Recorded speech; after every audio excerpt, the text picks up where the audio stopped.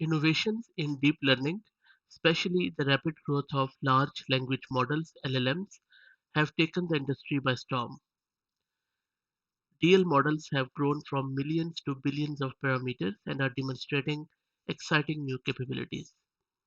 AWS has been innovating across chips, servers, data center, connectivity, and software to accelerate such DL workloads at scale.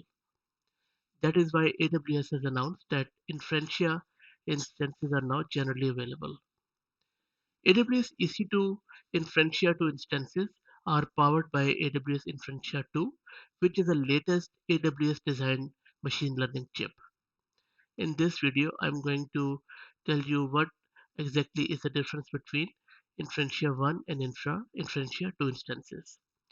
Inferentia 2 instances are designed to run high performance deep learning inference applications at scale globally.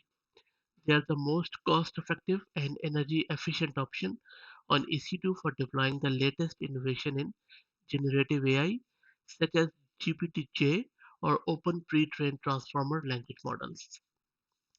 INF2 instances are the first inference optimized instances in EC2 to support scale out distributed inference with ultra high speed connectivity between accelerators. You can now efficiently deploy models with hundreds of billions of parameters across multiple accelerators or Inferentia 2 instances. Compared to EC2 Inferentia 1 instance, INF2 instance deliver up to 4 times higher throughput and up to 10 times lower latency.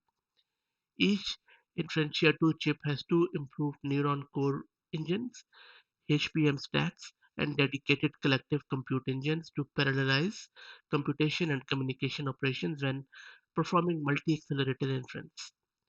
Each neuron core has dedicated scalar, vector, and tensor engines that are purpose-built for DL algorithms, and I believe that this is the most groundbreaking innovation with these INF2 instances.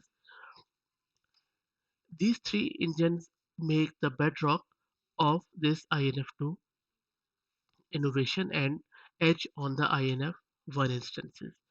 The tensor engine is optimized for metric operation, the scalar engine is optimized for element-wise operations, and the vector engine is optimized for non-element-wise vector operations, including batch normalization.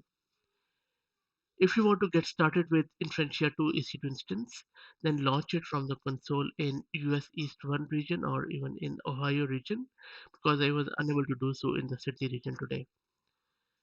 And then you can start playing around. Be aware though, it is a bit expensive. And if you are just testing it out, I would suggest that you go with the lower size.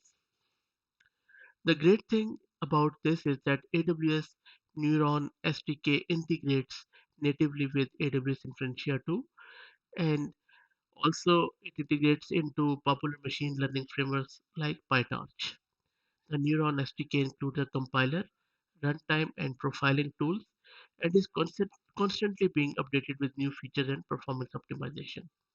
I believe this is just a start, and we will be seeing more and more innovations from AWS in terms of generative AI tooling. I have a couple more videos around the new services in generative AI from AWS for AWS Bedrock and AWS Titan, and I will put the link of those videos in the video's description. If you have any feedback, please put them down below in the comment section. Thank you.